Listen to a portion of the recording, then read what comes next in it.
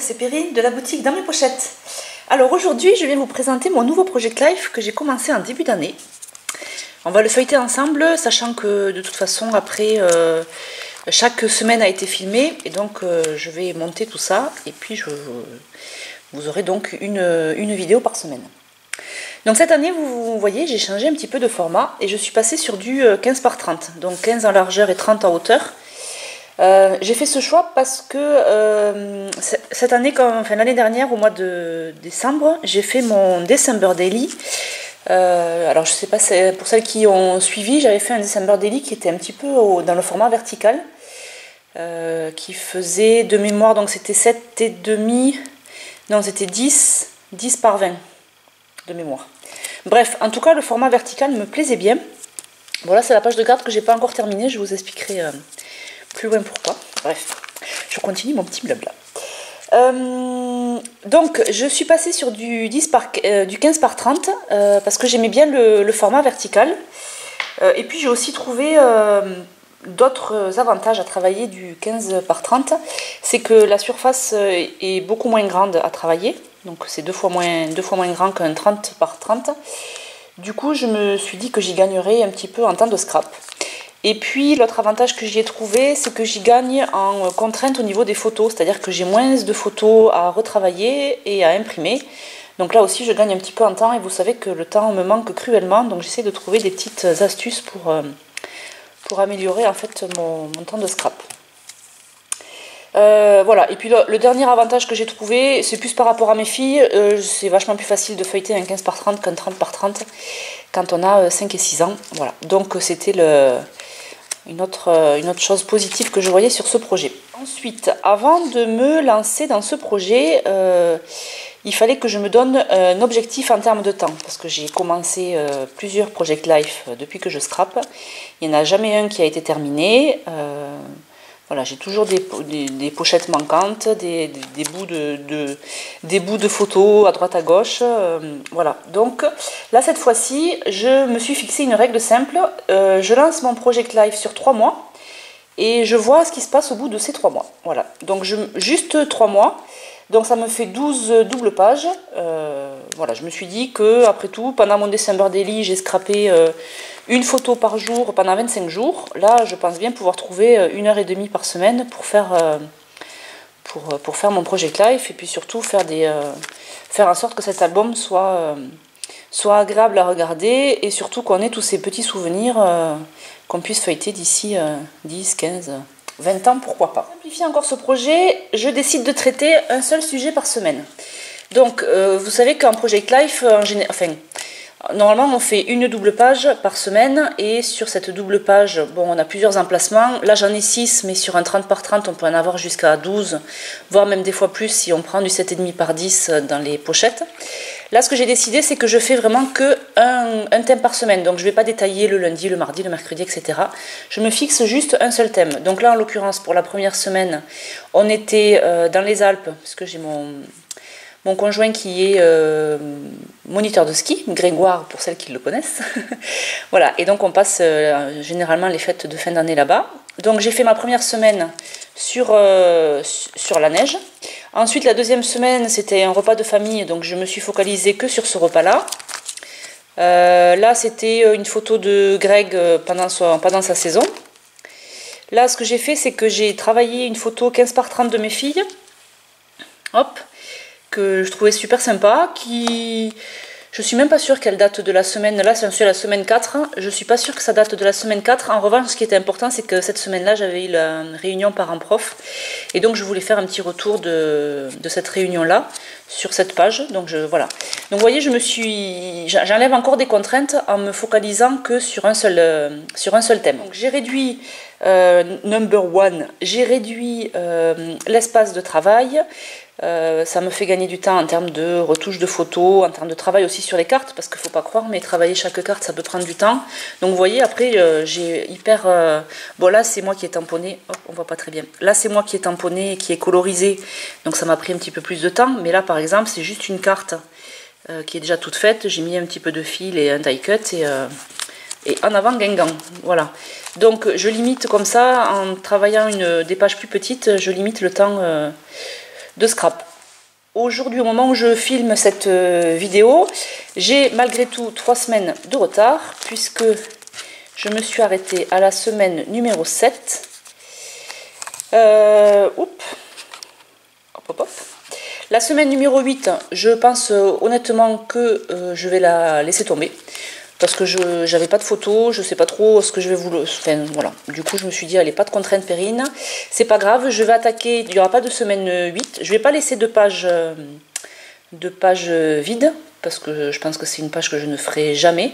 Et donc, j'ai dit qu'on arrêtait de faire des projets qui ne sont pas finis. Donc, je vais passer directement à la semaine numéro 9, pour laquelle j'ai déjà des photos de mémoire. La semaine numéro 10 aussi, et donc en fait cette semaine on est la semaine numéro 11 et j'ai déjà un thème en tête. En fait j'ai nos filles qui nous laissent des petites décos, qui font des dessins et qui scotchent ça au mur.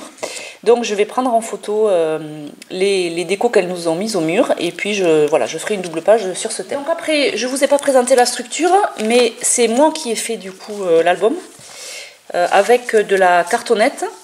Là, c'est une espèce de... C'est pas du simili-cuir, je sais pas trop comment ça s'appelle. C'est un peu doux, ça ressemble un peu à du nubuck ou voilà, qui est un peu embossé.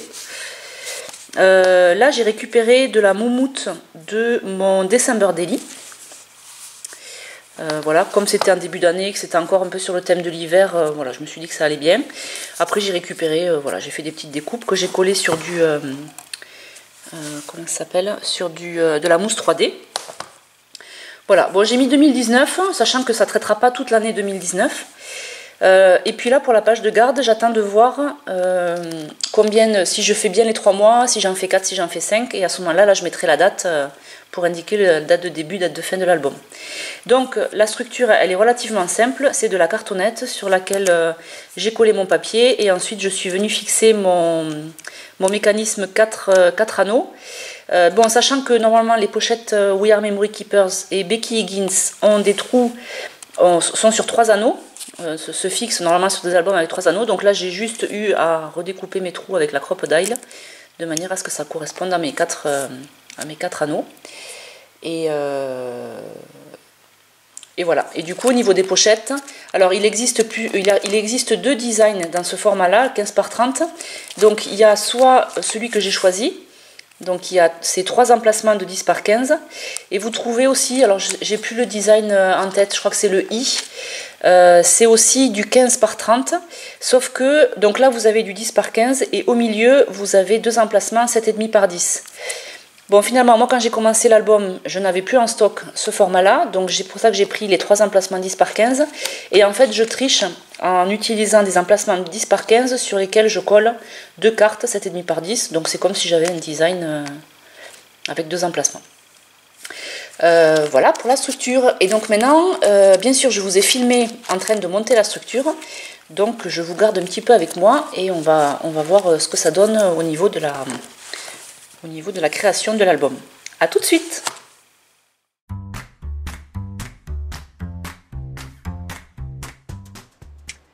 Et donc c'est parti pour la structure. Donc je vous indique les dimensions de la cartonnette que j'ai utilisée. Donc je suis partie sur de la cartonnette 2 mm. Alors la cartonnette blanche que vous voyez, c'est parce qu'au début j'ai voulu récupérer, il me restait pile poil de la cartonnette aux bonnes dimensions. Sauf que c'était du 1 mm et du coup c'était beaucoup trop souple à mon goût. Donc finalement après je suis partie sur du carton gris, donc il fait 2 mm d'épaisseur. Et j'ai juste gardé la bande blanche parce que j'avais pas assez pour découper dans mon carton gris. Voilà, des fois il m'arrive de me lancer dans des projets le dimanche quand je suis à la maison et j'ai pas toujours ce qu'il faut sur place. Donc là je voulais absolument monter ma structure, donc j'ai fait avec ce que j'avais. Mais voilà, mais ça tourne, ça va bien. Donc de la cartonnette 2 mm, je découpe mes trois rectangles. Et ensuite je viens en coller, alors je vous ai montré mais c'est passé un peu vite, c'est de la colle blanche que j'ai acheté chez Cultura. Parce que je suis pas une adepte de la colle, donc j'ai pas de... Je préfère coller avec le double face en général. Mais là j'avais peur que ça se voit en fait avec le simili, donc j'ai préféré partir sur de la colle. Donc j'en colle bien mon petit rectangle, et puis je colle sur mon simili. Vous allez voir, je laisse l'espace de l'épaisseur de la cartonnette. Vous voyez, c'est ce que je suis en train de caler. J'ai lu et entendu sur internet que c'était pas comme ça qu'il fallait faire, qu'il fallait toujours laisser un petit peu plus parce qu'il y en a besoin de plus de jeu. Bon, écoutez, là, ça fonctionne. Voilà, ça va bien. Donc si vous voulez faire comme ça, sachez que ça marche. Si vous voulez laisser un peu plus, voilà, si vous voulez laisser un demi-millimètre, je pense que c'est pas, ça se verra pas, et puis de toute façon c'est pas perdu, donc voilà, n'hésitez pas à le faire si vous êtes rassuré en faisant comme ça. Donc ensuite je colle bien ma cartonnette sur l'endroit, parce que là on est sur l'envers, n'est-ce pas? Donc sur l'endroit, je maroufle, voilà, je colle. Et puis ensuite je viens coller mes coins. Alors pour les coins il y a deux techniques. Celle que j'utilise, on va dire, c'est la première. C'est celle que je préfère. Donc je replie mon coin sur ma cartonnette. Et sinon, il y a aussi la possibilité de couper, vous savez, en biais le coin. Mais alors moi, je sais pas comment je me débrouille. On voit toujours la cartonnette en fait dans l'angle qui a été coupé. Donc voilà, j'aime pas trop, j'aime moins cette technique, donc je garde celle-ci. Donc je colle mes coins et ensuite je viens replier mes bandes sur les longueurs. Voilà, toujours avec de la colle. Là ça a bien marché, ça n'a pas gondolé parce que le papier était épais. Voilà, suivant le papier que vous allez utiliser ou du tissu, je pense que ça gondole. Le tissu, je privilégierais le double face, mais bon.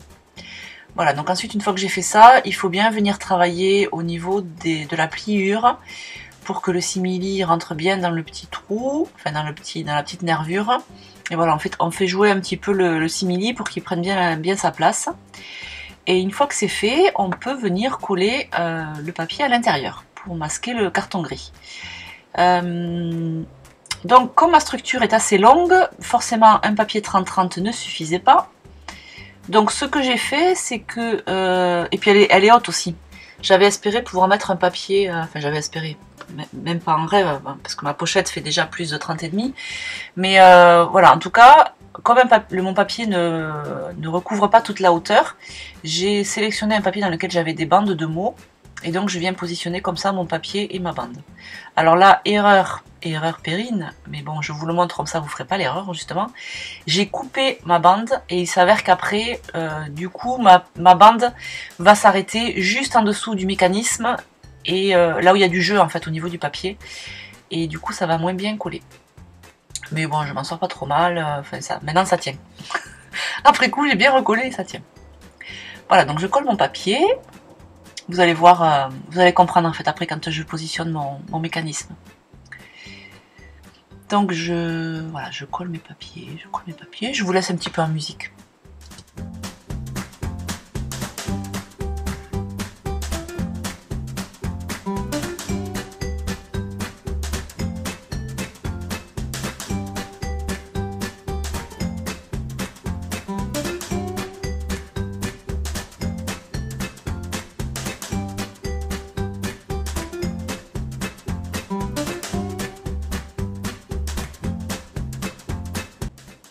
Le deuxième papier que je colle sur la partie droite, je fais en sorte qu'il... en fait, je fais la jointure des deux papiers sous le mécanisme de classeur, de manière à ce que ça se voit un peu moins que s'il était en plein milieu de ma couverture.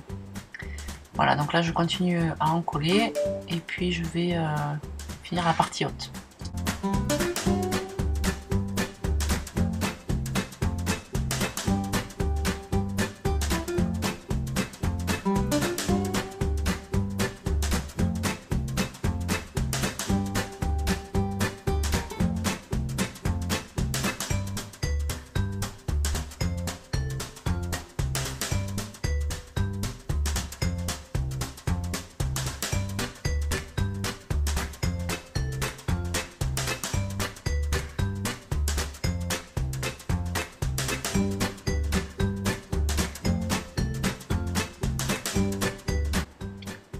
Et donc là vous voyez, je viens coller, tout à l'heure on l'a vu là quand j'ai plié le classeur, on a vu que la bande de papier s'arrête vraiment au niveau de la pliure, et c'est là où je vais avoir du mal après à recoller. Donc si vous faites comme moi une bande comme ça, ne coupez pas votre bande au niveau de la pliure du classeur, parce que sinon c'est plus compliqué à coller. En fait, j'avais espéré cacher la pliure sous le mécanisme, mais je sais pas comment je me suis débrouillée, après ça l'a pas fait. Mais bon voilà. Et puis je finis avec une bande de masking tape. Et voilà, donc là on peut dire que j'ai fini de monter ma couverture et on va passer à la pose du mécanisme de classeur.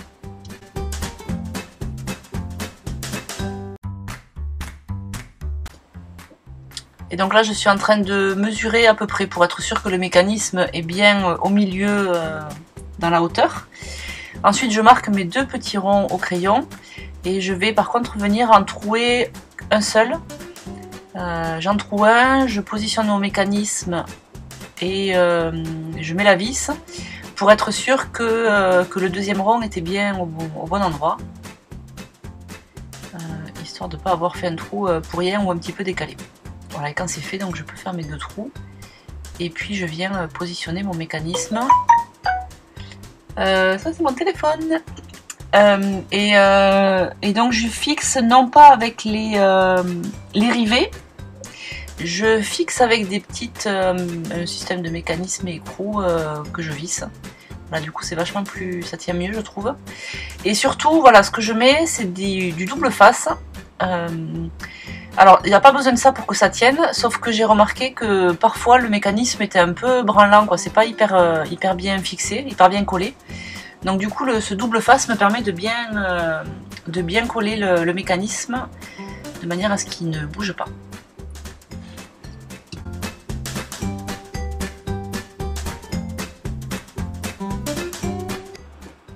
Et ensuite je n'ai pas de pince pour fixer mes coins, donc là j'utilise tout simplement la règle de la fuse et je viens écraser mes coins comme ça. Ça a très bien marché. J'ai appris après coup qu'on pouvait aussi utiliser la pince de la la pince de la cinch. Vous savez, c'est une pince qui permet de couper les anneaux de la cinch. Il y a un coin aussi qui permet de serrer. Donc vous mettez le coin entre deux sopalins, 2 tissus pour pas l'abîmer, et puis vous pouvez aussi serrer les coins comme ça. Bon là j'ai fait avec la règle et ça a très bien marché. Voilà, et donc là maintenant je suis passée déjà à la décoration de la couverture. Donc alors j'ai pas fait un devant trop travaillé, enfin, la couverture n'est pas très travaillée. En fait c'est un album que je vais prendre sur les salons. Et je sais que sur les salons, les trucs sont beaucoup abîmés.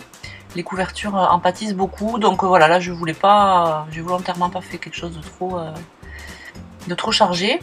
Donc je colle ma petite moumoute donc, de mon kit blanc comme neige et non pas du kit December Daily. Donc ça me fera la tranche de mon album. Alors ça on perd pas mal de... Il y a plein de petites boulettes qui sortent, qui tombent. Voilà, donc je colle, j'en colle le bord de mon tissu pour pas que ça boulette justement et pour pas que ça s'effiloche. Et ensuite je vais venir le coller sur la tranche. Et puis je vais venir aussi coller après les embellissements que j'ai choisis pour mettre sur ma couverture.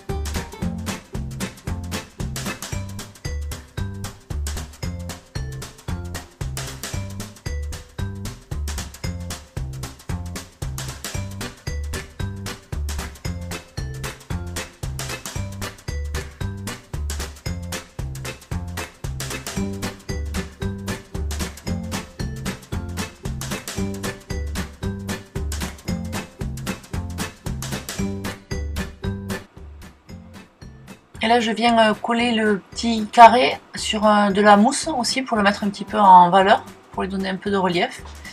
Et vous avez vu que j'ai pas collé la bande, mon tissu n'est pas collé encore sur la gauche là, c'est parce que je voulais insérer des éléments dessous. Je vais venir la coller juste après.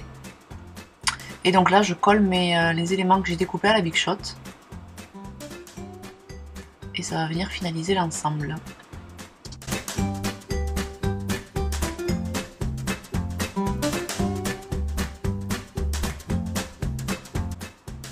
Alors, je vous disais que les couvertures de mini-album étaient un peu abîmées pendant les salons et effectivement j'ai déjà la moitié de la couronne là qui est juste à côté de 2019 qui a sauté au cours d'un salon. Donc il faudra que je le refasse, c'est pas très grave. Mais du coup dans les photos qui vont suivre vous ne l'aurez pas parce que j'ai pris les photos là tout à l'heure et j'avais déjà plus la découpe. Voilà, donc j'espère que ce PL vous plaît, que ça va vous inspirer pour votre année 2019 ou voire les années suivantes. Et puis on se voit la semaine prochaine pour faire la première page de cet album. A plus tard!